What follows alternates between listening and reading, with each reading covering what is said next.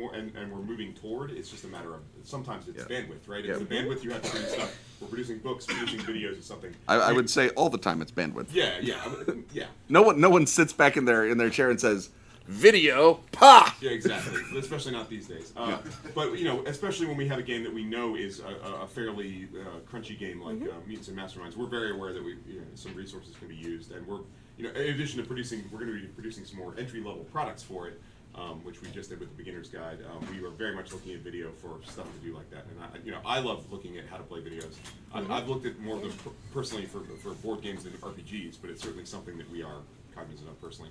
And I think Bunny Cook's done quite a lot of videos, haven't they? Yeah, we've done quite a bit. We launched a Twitch channel, and we did some. We've been doing how-to videos for a long time now. And I think you're right that like RPG companies, it would be great if we could also be, video producing studios, and those are two really different things. And that's really hard on bandwidth. So I think one of the things I think any publisher is really happy to have their content out there. I think it's really great that there are, streamers out there who are building their lives around being a video producing sort of entity. I would much rather, as a publisher, work with great streamers who care about their, constantly having the most advanced, technology or constantly refining their process. I'd rather support fan-created how-to videos as best I can and sort of give our official, thumbs up, boost those in social media than necessarily advocate for a lot more of our own bandwidth to be spent making how-to videos. That's just my perspective on it. Online question, and sort of keeping with the motif of new technologies, what kind of impact are virtual games like Roll20 and Fantasy Grounds having on the current and the future? All right. And this is one for Lewis. Oh, no, don't ask me that. No, we're re-rolling. That's me. I'm certainly not the person to answer this question. We're not going to do that. We just need to figure out who has something to say. Right. Who has an answer for this? Darcy does. Excellent. All right. Thank God I was getting sick of rolling this looking for a 6. I think the answer is not enough yet. I think there's still there is cool stuff happening, right? There's I like that in addition to there being community content platforms for, buying a new adventure from cool community creators. There's lots of tokens you can get by community creators for Roll20 and things like that. But I still feel like we've really only started to dip our toes design-wise as an industry into embracing the online format, right? There's been a couple of games that have done it in the past. View Scream is a really cool early iteration of, hey, a bunch of people are playing RPGs on Skype together. How can we design to that experience? Burn Bright is an upcoming Roll20 published game that I had a design hand in. Yep, I co-designed. And so you'll have to, there's beta materials that I believe are free if you're a pro subscriber of Roll20, but it will be launching this year. So you all have a chance to take a look at that. And I think we thought a lot about, what do character... how do we want your character sheet to look when we know that we've built to the design of a virtual tabletop? There's a lot about shared, you have a ship in Burn Bright. It's a space game that can be its own character sheet that we all have constant, immediate access to. Instead of being a piece of paper at the table, it's something everyone can be constantly accessing and moving resources around. So I think even with Burn Bright, right? These are the early days of designing around the virtual experience. But I'm excited to see more about that. Yeah, I've got one thing out on that because we with D20 Pro, they've been that's not a a free format where you get the stuff encoded. The advantage is you don't have to code all of it, and the disadvantage is everyone has to pay into it for all levels, right? But we have a product on there, and the way we're said the Esper Genesis core book, and it's got the spaceship, and you've got your characters playing on a regular map, and you've got your characters playing on a spaceship map running their spaceship. And then if somebody boards your spaceship, you have characters running the spaceship and the map at the same time, and it creates an entire platform. But one of the things we also need to remember, one of the main differences, the people that play like that are playing like that a lot of times because they need to. This is very much still, I think, an experience where people like to get together in the same place and do something. So we'll see as people, maybe generational change, how that's affected. I'd like to chime in for just a moment. just a little reality check, because we keep talking about bandwidth. Very few of our companies actually have full-time staff that are like working 40 hours a week. A lot of it is just people doing this as a sideline. They have a full-time job, a day job they do. So, everybody wants to do the YouTube and D20 and all that, and that's what we have to do. We have to juggle it with just trying to get a book out. All right. You had a question. Yeah, this is actually more speaking from like the game master DM side. Oh, especially thank for God. Yeah. In digital content, how is when you're playing just like purely digital game, that is like Roll20 based, Skype based. What is the best structure for introducing base content to your players? It's like when you're starting, okay, new book, new game, everybody's in different parts of the country. Yep. How do you best get everybody on the same page without having a 20 hours session one? All right. Darcy will be answering this, I can tell. And next year, get ready when Darcy is the only person on this team. And I, for one, cannot wait. I have so many questions for her. I think a lot of what Ken had said about how do we teach a new system to players translates as great advice online as well, right? Let's play through a combat. Let's have a session 0. That's all great advice. My solution has been to have like so some RPGs have been doing this as well, but to have a Google Doc that I built that says, "Hello, friend. This is the pitch of the system. Welcome to Numenera. Here's the pitch. Here's the pitch of my game. We're going to play for, I'm pitching a short arc of 6 sessions. I'm interested in these themes.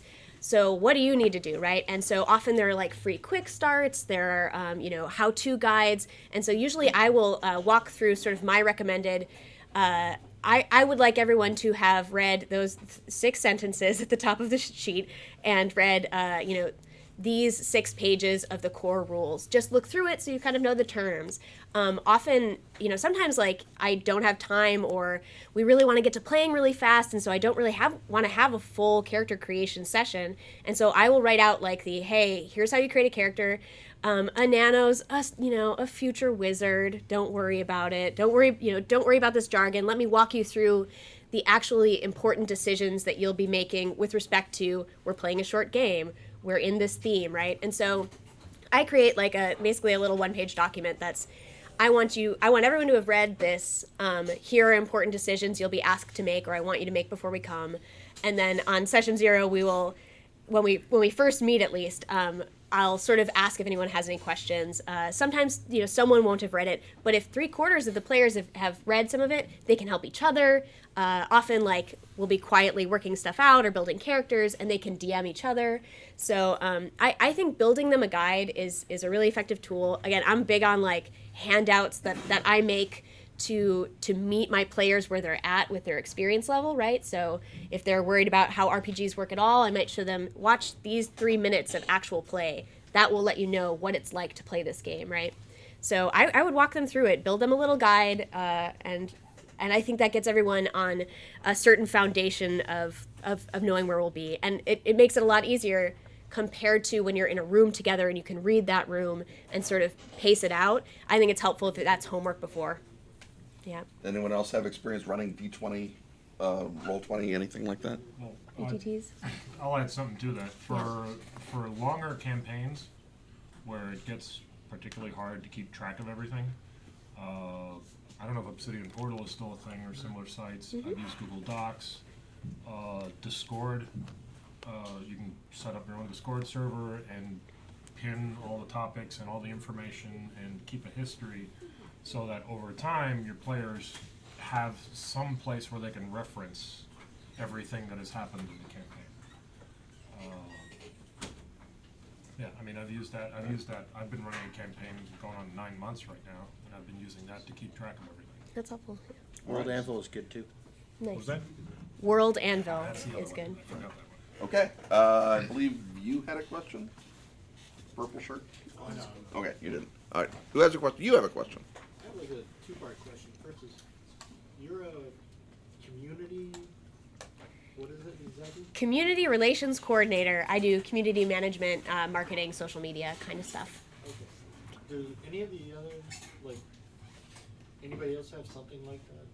Because, I mean, that sounds almost mean, like do they- advertising, publicists. Do they have them in the companies, or do we have another Good one question. subtly here on the panel? Well, do any of you other publishers have, like, somebody that does that, fills in that? I think same most position? publishers would love to have someone like that. Yeah. I think it's more of the issue of, it's, you know, As you go forward, if you're gonna have Kickstarter. One- publication We of your have, stuff, yeah, Alligator Alley spread Entertainment out. has one. He's not here. His name's Robert Aducci.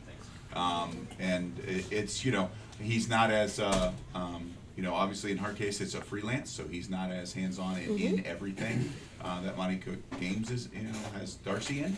But maintains our social media accounts, gets our publication out, really is indispensable in helping us run a Kickstarter, right? So he's got, as much as I have a fair amount of experience with Kickstarter, both doing them when Henry and I were business partners and doing them since, he does a lot of them. So it's a really, and you know, when I'm doing, like Chris mentioned, I'm doing my day job, his day job is me and the other people he works for to put out our stuff and make sure it gets into people's faces. So it is a thing that does exist, but it is, again, people don't necessarily realize how small even larger game industry people are. You know, Green Ronin Publishing. No, agree. We have the same thing at Green Ronin, but the duties are actually split up between a couple different people. But we absolutely cover those areas. We have to. I mean, you can't be above a certain level of a company. You can't ignore those areas right now and be functional. I mean, you will die on the internet basically. Yeah, I just haven't heard any of the others talk about it. I've heard certain things, like you said, if you can afford advertising type thing, do that. Yeah. That sounds something that would be more essential if you want to promote and get your product out there. Absolutely, yeah. It's You have part of a to functional via business. social media more than Yeah. anything else. Yeah, like he said, some of us small publishers would love to have somebody to do that for us. I mean, people like us, when we launch a Kickstarter, it takes over our lives for the next 30 days. Yeah. So to have somebody that you can offload all that. For the record, that happens with big companies Yeah. too. All right. Another online question. In terms of Patreon, how does that figure in with your motif as publishers? Okay. Real quick show of hands on the panel. Who has a Patreon? Had a Patreon. Has. Okay. Has. See? All right. Chris, why don't you start us off then? Oh, sorry. Repeat the question again. How does Patreon figure in? It's not a hard question, Chris. For God's sake. Well, Do you like since Patreon? Question mark? Patreon. Yes. Or no? so for What if too much? Patreon, What Patreon if is too about much? half of what I make at this current moment. And for me, I feel like Patreon, what it is it lets me do what I ordinarily do, but now I have people who, you know, they graciously give me money to kind of get the inside scoop of what I do and how I do it. Also, Patreon is, just to let you know, Patreon is more personality based.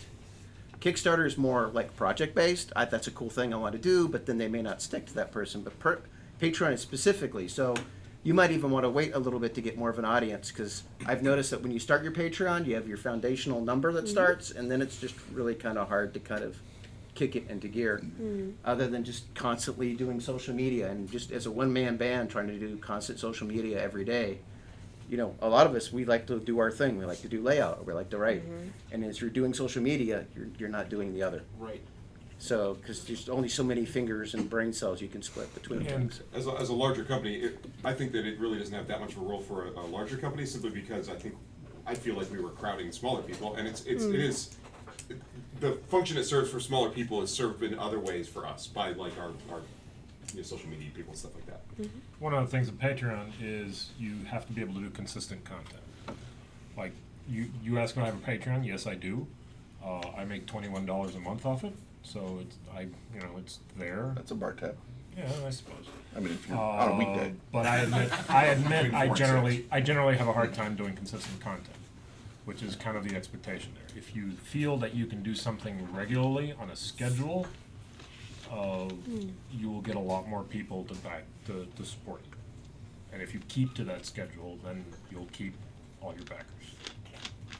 Like I said, the hard part is trying to make it jive with what you do on a regular basis. Yeah. So you're not just suddenly diving into a Patreon and then you're not doing anything for the stuff that keeps your money going. Right.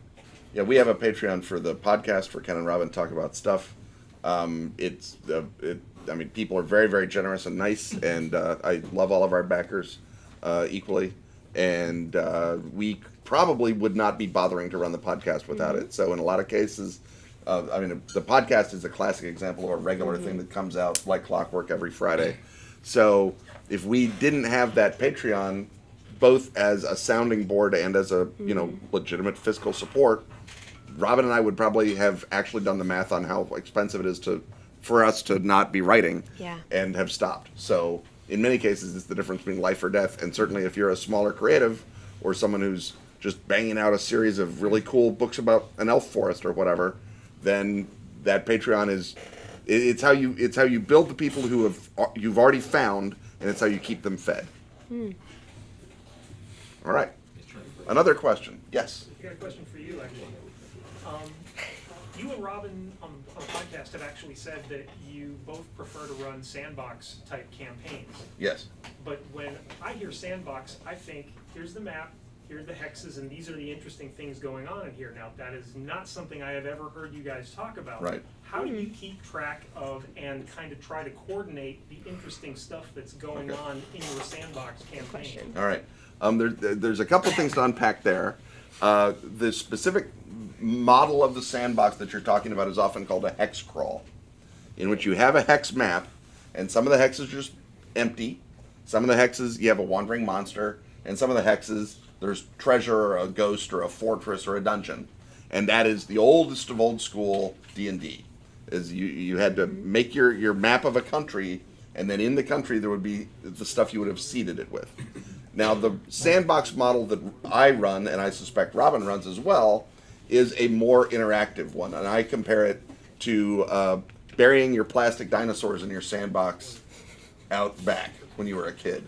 And I don't know how many people had the big bucket of primary colored plastic dinosaurs. As we know, science now lies and says the dinosaurs come in other colors than blue, red, green, and yellow. What do they know? That's wrong.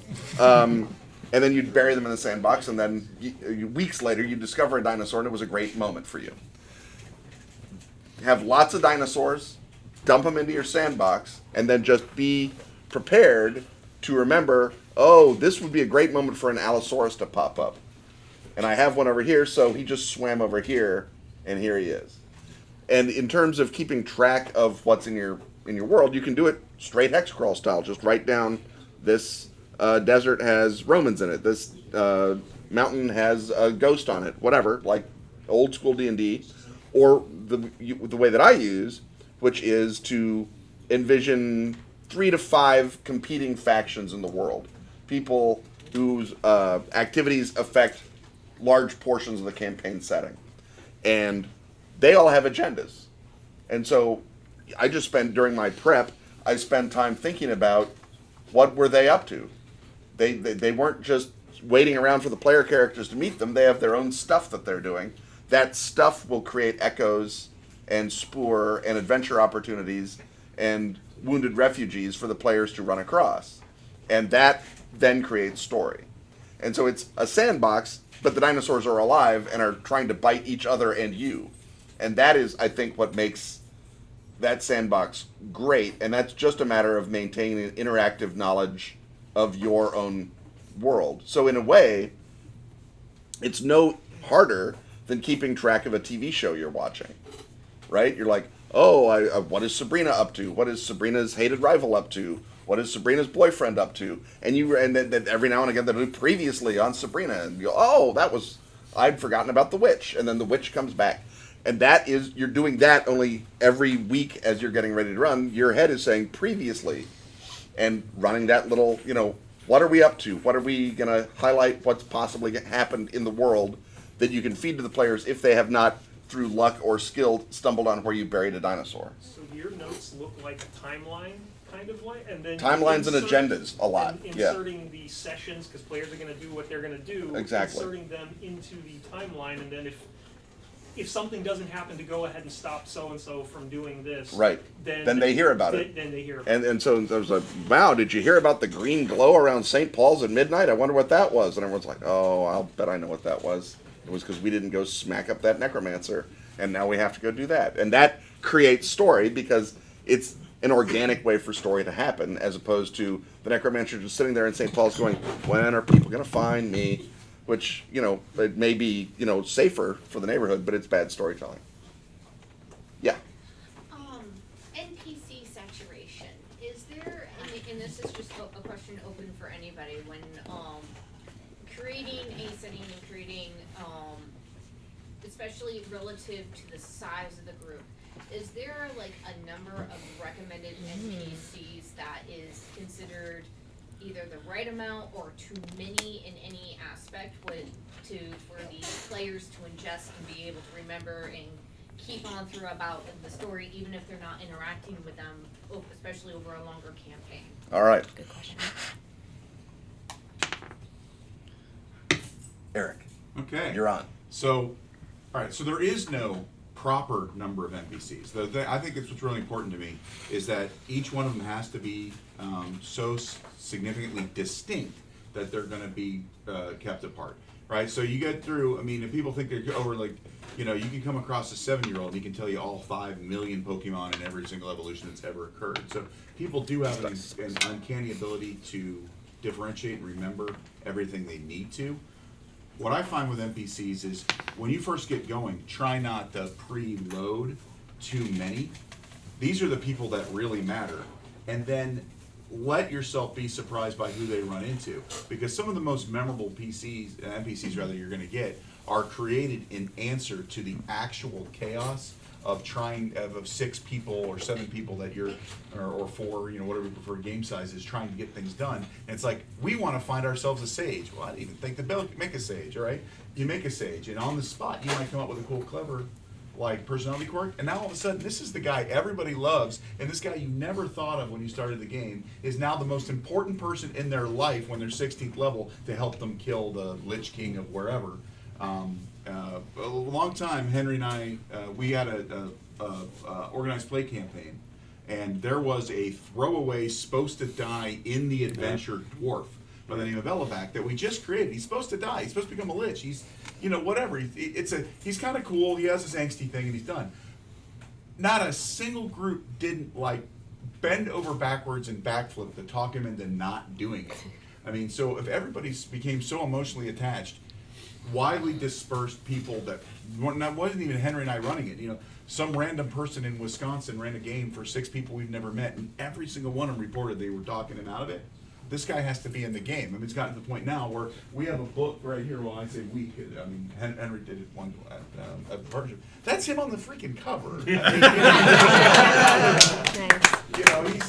And literally, Henry pitches the idea. It's like, it's kind of cool. It'll be great when we can use him as a lich. No, no one was going to let it happen. It's it. Just let it. Just let the game wash over you. But if you have the emperor is supposed to be in conflict with the emperor and the general got to be made, and you have to know who they are and what their agendas are. I've had something similar where you can define all the NPCs you want, and then mention in passing that there's a crazy old woman at the edge of town, and she becomes the single most important character in your entire campaign for the next 6 weeks. Yeah, you never knew you had Baba Yaga till that. Let me just add just one thing real quick. A trick that I've learned when creating NPCs to make them memorable is not to oversaturate the character. I pick one attribute, one speech pattern, just one thing to make them different.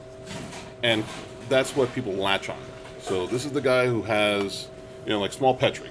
He has a beautiful blue eye and one that looks like a hard-boiled egg.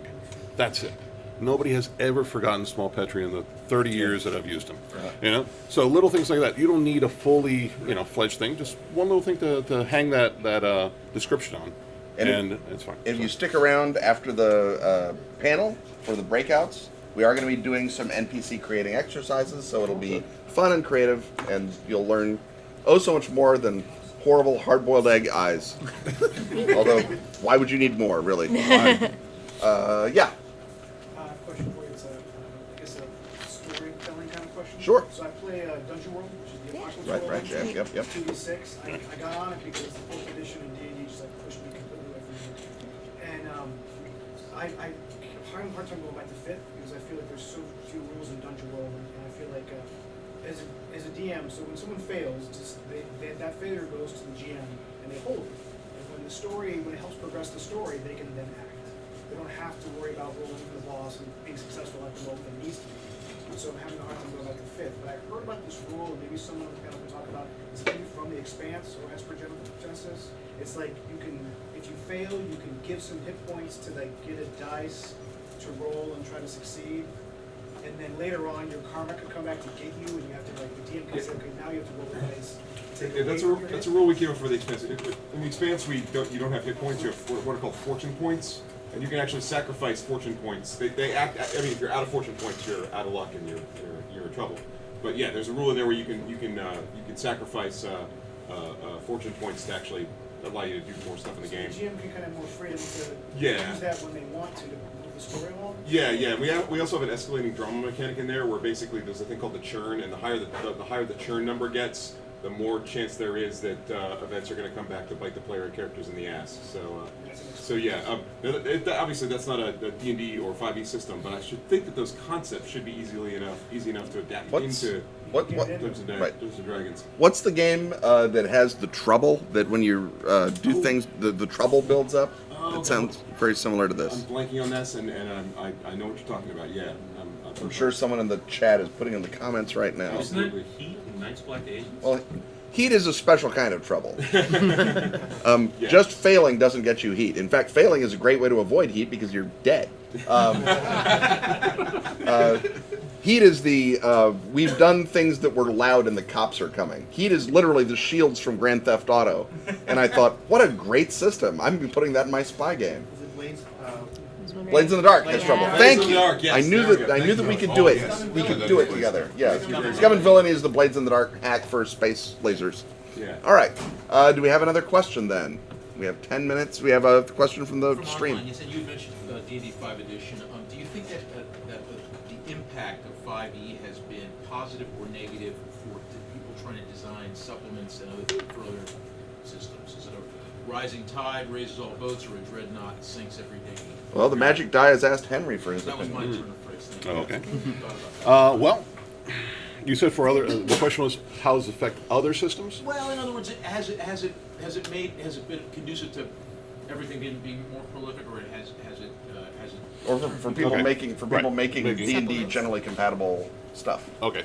Well, obviously for D&D, I'm sure everyone here knows that during the D20 days, the 3rd edition days, there was an enormous amount of material put out, not just by Wizards of the Coast, but by third parties.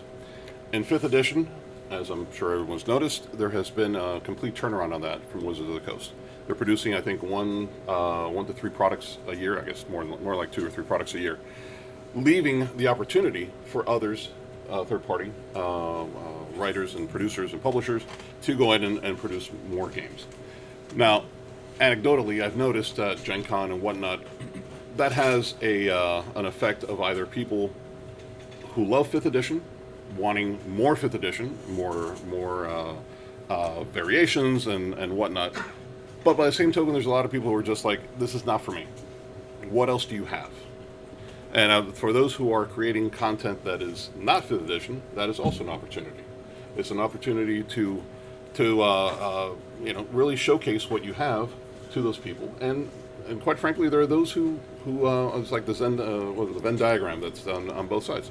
So there's some who like 5th and some who like whatever. We have a product called the Arcanus role-playing game, ARG is what we called it, which we had instead of 4th.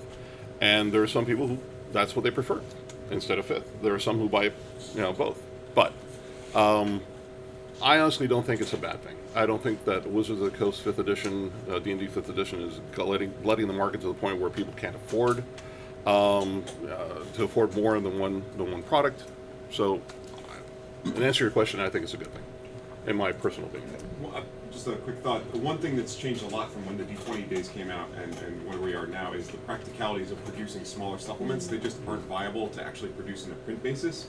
And during the D20 days, they were, and there were a flood of them, and you can still find them littering the shelves of game stores nationwide. And we produced a lot of them ourselves. But now you're getting a slower, you're getting fewer, higher quality, larger products, and that's sort of reducing the fire hose effect, I think, a lot. Which was, I mean, it was by the end of the D20 area, it was a real thing. There was a lot. I mean, nobody could keep track of all those SKUs. Well, I mean, it's still happening, but it's online on PDFs. I'm speaking strictly in the PDF realm. In the physical print realm. The PDF realm is different, but even that's been mollified a little bit simply by the DM's Guild sort of sequestering that stuff into an area. I think. Yeah, but also they would know more about that. Yeah, but I think also the weird part with that is that WotC actually supported like 5th edition. I mean, giving out, you can use our artwork and you can use our stuff. I mean, that didn't happen. That didn't happen when I was there. It was quite the opposite. And that's led to a higher quality too, because they're giving you templates. So because a lot of the old D20 stuff, my God. And bottom line, a game that is vast, that is hugely popular, that gets millions of people playing and watching, is good for all of us. Yes. Because we're in the business of convincing people to play elves with dumb dice. And if D&D is doing all the heavy lifting, great. Thank you, D&D. It's like, so you already know how to play elves with dumb dice. Now, what about vampires with dumb dice? That sounds exciting. It's also just structurally, as a game, probably the best ambassador for role-playing. You know, as much as I love I learned to play when I was 13, there was a reason why, like, you know, kind of nerdy, like reading sort of people played it, because it had a certain level of obscure quality to it, whereas the current one, you can get people who just want to have a casual interest to understand it and play. There's been quite a bit of lamenting online about how everybody's playing D&D and and those come from different angles. Some people some people have trouble with some of the content of D&D, and that's I guess a little understandable because we are dealing with some older tropes now. But frankly, as someone who makes not D&D products, I'm perfectly happy to have D&D out there being awesome, because it makes more people who will eventually want to play my products. So, where are we on time? 5 minutes? You have 5 minutes. All right. That is enough time for 2 good questions or 3 terrible questions. All right. Yes. Yeah. You. From a DM and player perspective, I noticed with Critical Role, like, being popular, everybody's all about role playing, and that's the ideal game in a lot of people's perspective. And I was just wondering, do any of you have advice to make games run more smoothly in a role play more heavy game, where it's less about fighting and more about character development and actually expressing yourself as a character and seem more immersive? All right. Come on, Darcy. do you want to do that with D&D, or do you want to do that with any game in general? Any game. Okay. I feel like in any one of your games, it would be important to have a character fleshed out and be able to express that better. And I think everyone involved would enjoy it. Sadly, the die is selected Hal. I mean, honestly, some of that comes down to what is a game designed to do. And D&D's basic model is you're murder hobos. You kill things, you take their stuff, you level, you repeat. Now, it's become much more than that, but that is the essential thing of D&D. There are other games that work in fantasy worlds that are focused in very different areas. And if the tools provided by WotC are not tools that necessarily are conducive to intensifying the role playing.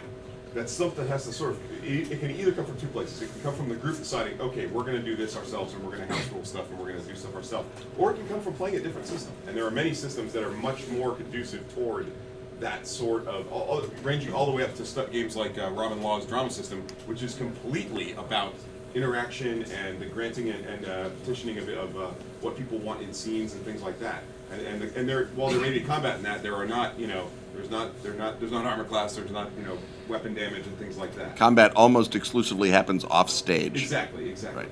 So I might encourage you to start looking at a lot of different other games if you're having trouble of the level of where the role playing is, because Critical Role really is kind of the platonic ideal of taking the role playing to that level but keeping it D&D. And I can understand why people in the home environment might have a hard time achieving that same level of role playing, given the tools that D&D gives you and the sort of games that it's originally based to simulate. So I might encourage you to look at different games simply because there are a wealth of them. But if people love playing D&D, I think it's up to you inside your group to go, okay, what are they doing there, and how can we do that? Because D&D does not provide inherently a bunch of tools to do that. Yeah. It's about social reinforcement. Yeah. If the players feel like, and we have heard this, all of us, a million billion times. Someone comes up and said, "I had the best game the other night. We never touched the dice." Mm-hmm. And on the one hand, I'm glad you had a great game. On the other hand, I wrote dice stuff into the game, dude. Come on, throw me a bone. Yeah. But in some game cultures, Australia used to be classic for this. The dice were there just to really briefly provide you the afterburner that got you into the big drama scene, and then you free-formed the drama based on what you felt at the time.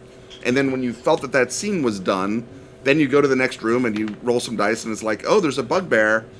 What do I feel about bugbears now? Yeah. And you have a big emotional moment. And if you, at your table, are rewarding emotional interplay and role-playing, either socially, just by, that was great, Gwen, you were terrific, or if it's, we used to, in my table, my friend Joe used to bring a big bag of those candy orange slices, and when he thought someone had done a really great job of role-playing, he'd throw you an orange slice, including me, the GM. And on the one hand, there is a undignified downside to everyone acting like a bunch of performing dolphins, but on the other hand, we had some great role-playing moments as long as he was bringing that candy. So you can socially reinforce that kind of behavior even without the rules to do it, a la your Dungeons and Dragons. D&D does provide a few tools, like inspiration is an important tool. I think. Right, It needs to be used a lot in modern D&D to sort of bring it up to speed. But I'm sorry. I have. You have Continue. a thing? You want to go? When No, you're done. please. No, I'm done.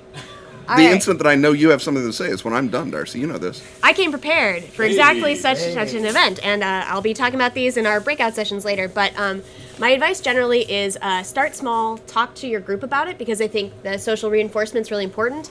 And also, acting is scary. People get stage fright. When you start to get those sort of emotionally vulnerable places, it can be really intense to put yourself out there, even to just speak in character. For some people, and myself included, it took a while before I was willing to kind of go there. And I think so. Starting small.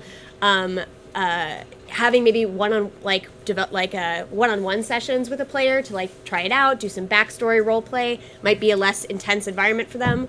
So I would say talking to your group about it is important. There are also tools to help you get there. There's Improv for Gamers is a fantastic book that you can buy here at this very store. It brings a lot of improv exercises into the role-playing space, both for game masters and players, and that gets you limbered up. This is by Karen Twelves. It's really awesome. It gets you into a space where you're getting over the fear of acting, getting over the fear of thinking on your feet and playing certain emotions. So improv exercises can be great. James D'Amato wrote 2 books recently, the RPG Character Backstory Guide, which is cool because you can play it by yourself, basically. It's a bunch of really interesting questions and exercises that let you start to, flesh out your character, or maybe an NPC if you're a game master, right? And these kinds of exercises will help get you to some of the fun, emotional play spaces. A lot of why Critical Role rocked is because they came in with characters that they've been playing forever, right? And when they made the new season, they thought about these backstories, and they kind of knew arcs that they'd talk to their game master about wanting to explore. And that can always change later, but I find when I was like, I want to play more role-playing heavy games, it takes some work to get there, right? You can't just suddenly I can't just suddenly pull it out of nowhere, right? I need to think through it, maybe workshop it with my game master or my other players, and so there are tools to help you do that. Now, I would say also make sure you get your group buy-in in it, because if everybody isn't in on a game like that, it's not going to work. It's going to be, you'll either have one person feeling bad because they're not in on it, or you'll have everybody else feeling bad because that person isn't in on it. And I think it's an important dynamic. So Yep. make sure you're in on it. I'd like to add something quick to that. Not everybody is Matthew Mercer. Only like 90,000 people tops. Yeah, in my games, I do 2 voices, me and Spanish. So it's really what the thing with Critical Role is that it brings an expectation that players want a guy that can do 1,000 voices to be their DM, and not everybody's capable of doing that. So just make that clear up front, and you play the game in what you're capable of playing, and don't go outside of your own comfort zone in that regard. And just do what you can and have fun at it. Really. Even Matt Mercer says, don't base it on me. He's like, do what's comfortable for you.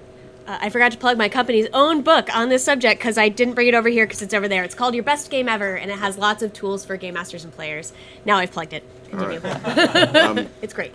Now that we've plugged a book on the panel, I'll bring it out. Right, thank you. Ooh, thank you. lovely. Please, yes. Turns yes. out we had time for one great question and a slew of awesome There answers. we go. All right, thanks. We're going to take a quick break right now, and when we come back, we'll be doing our breakout sessions. Want to invite everybody who's present to dig into the refreshments which Brian has prepared. And also, I wanted to announce some specials that we have going here in the shop. I hope to pronounce some coupons for this, but we were really busy this morning. Come on over here. So I'm just going to go ahead and announce, and this is not necessarily for the people out there on the screen, so what we're offering is we have all of the different books over here from all of our different publishers. Obviously, all of our publishers publish physical books on a regular basis. But with the material that we have here, if anybody's interested in picking up a copy and getting a signature, you can just pick a copy off the table and take it next door, and Keith can ring you up. If you do that, we're also giving you 10% off on the purchase. Additionally, if you get out your phones and go to DriveThruRPG, if you're interested in picking up some electronic copies, if you make a purchase through DriveThruRPG for one of our guests that are here, we will give you 10% off of a future purchase or a purchase today here in the shop as a gift on top of it as well. And because we're also trying to benefit our club here, the Adventure Game Society is also running some membership specials today. We are once again offering our annual membership, which is something we only did for Kickstarters and when we got our initial opening set up here. So we're doing a special today. Annual memberships are available today for $200, which is basically 2 months free, 20% off.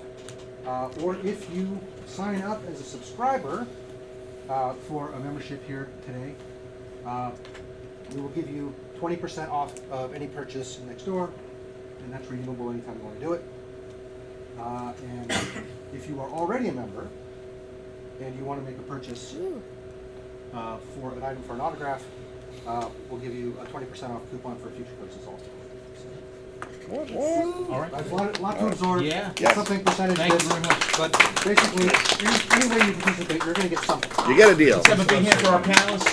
We're going to break for 30 minutes and come back to our breakout session. Thank you very much.